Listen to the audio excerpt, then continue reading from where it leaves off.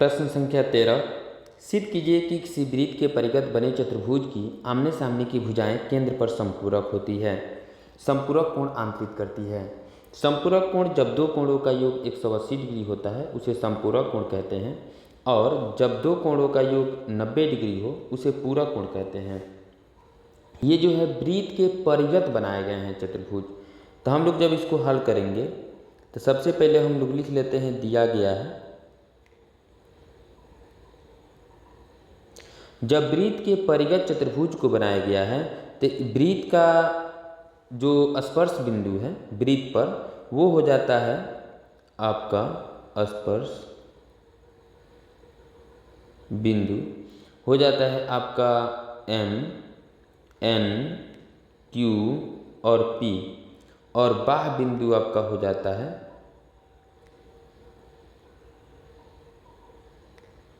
A, B, C और D। ठीक है, तो हमें जो है सिद्ध करना है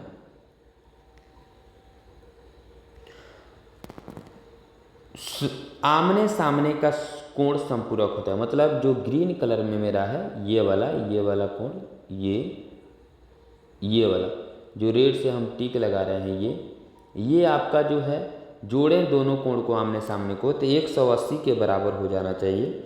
यानी कि कोण AOB जोड़ कोण DOC इक्वल टू 180 डिग्री। या इधर वाला भी अगर हम लोग लेते हैं, ये वाला जो हमने लिखा, ये दोनों कोणों का योग भी अगर 180 हो जाए, कोई एक कर लेना है, कोण AOD जोड़ कोण BOC बराबर 180 डिग्री। अब हम लोग प्रमाण की तरफ आते हैं। सवाल को बनाना कैसे यही जानना है हम लोगों को। तो हम लोग क्या करेंगे, एक बाह्य बिंदु कोई ले लेंगे, A लें या B या C या D। तो अगर A को लेते हैं तो मान लीजिए हमारा एक वृत्त हो जाता है और वृत्त के अंदर का मेरा केंद्र हो जाता है O। अब बाहर का बिंदु अगर हमने A ले लिया, A को ही लेकर के चलते हैं, तो ये वाला हो गया बाह्य बिंदु। उसके बाद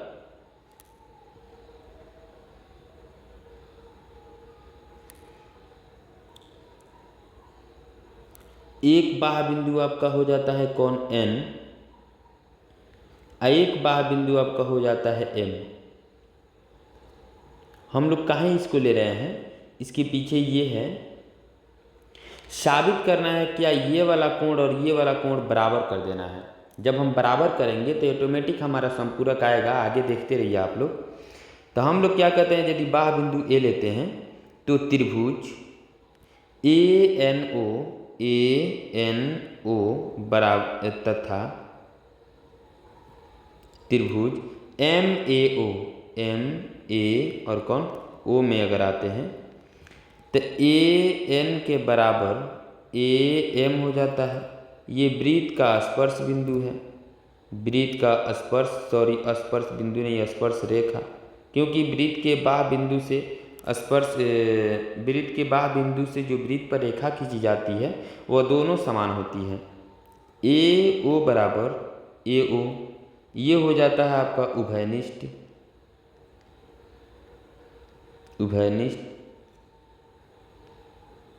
भुजा, और NO बराबर MO, ये हो जाता है आपका वृत्त की त्रिज्या। तो तीनों साइड है तो हम क्या करेंगे, साइड सर्वांगसम से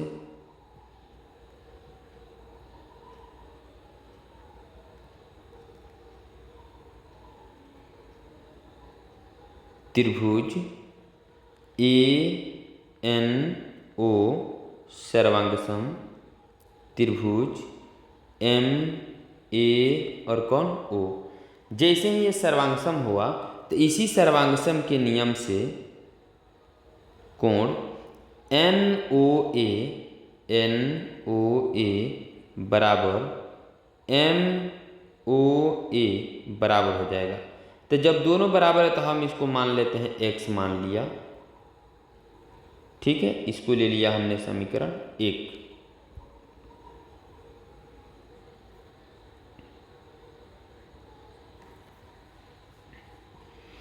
ठीक इसी प्रकार अन्य त्रिभुज अगर बी को विवाह बिंदु लेते हैं तो हमारा जो है इसमें जो बराबर हो जाएगा कोण उपर्युक्त नियमानुसार, डायरेक्ट लिखेंगे हम लोग उपर्युक्त नियमानुसार, मैंने ऊपर जैसे मैंने साबित किया उपर्युक्त नियमानुसार कोण एम ओ बी, बाह बिंदु आपका बी हो जाता है, एम ओ बी बराबर कोण P O B, P O B, इसको हमने वाई मान लिया। ये समीकरण हो जाता है आपका कौन 2, जिसमें बाह बिंदु आपका बी है और स्पर्श बिंदु पी और एम हो जाता है। फिर उसके आगे आते हैं, फिर एक हो जाता है पी ओ सी, कोण पी ओ सी बराबर कोण क्यू ओ सी, इसको हम लोग जो है दोनों माना है तो इसको जेड मान लेते हैं। ये हो जाता है 2, 3। फिर आ जाते हैं एक और कोण क्यू ओ डी बराबर कोण एन ओ डी, इसको हम लोग कुछ मान लेते हैं एक्स वाई जेड हो गया, और इसको जो है मान लीजिए टी ले लीजिए, टी माना। ये समीकरण हो जाता है आपका 4। अब सवाल हम लोग का बन चुका है, बस एक ही टॉपिक बाकी है। अब हम ये जानते हैं कि वृत्त के केंद्र पर या एक बिंदु पर 360 डिग्री का कोण बनता है। तब वृत्त के केंद्र पर अब जब आएंगे, अब चूंकि वृत्त के केंद्र पर 360 डिग्री का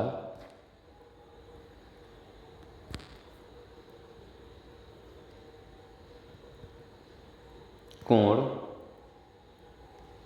बनता है, इसलिए सभी कोण को आप जोड़ेंगे। ए से स्टार्ट कीजिए, कोण ए ओ एम जोड़ कोण एम ओ बी जोड़ कोण बी ओ पी जोड़ कोण पी ओ सी जोड़ कोण सी ओ क्यू जोड़ कोण क्यू ओ डी जोड़ कोण डी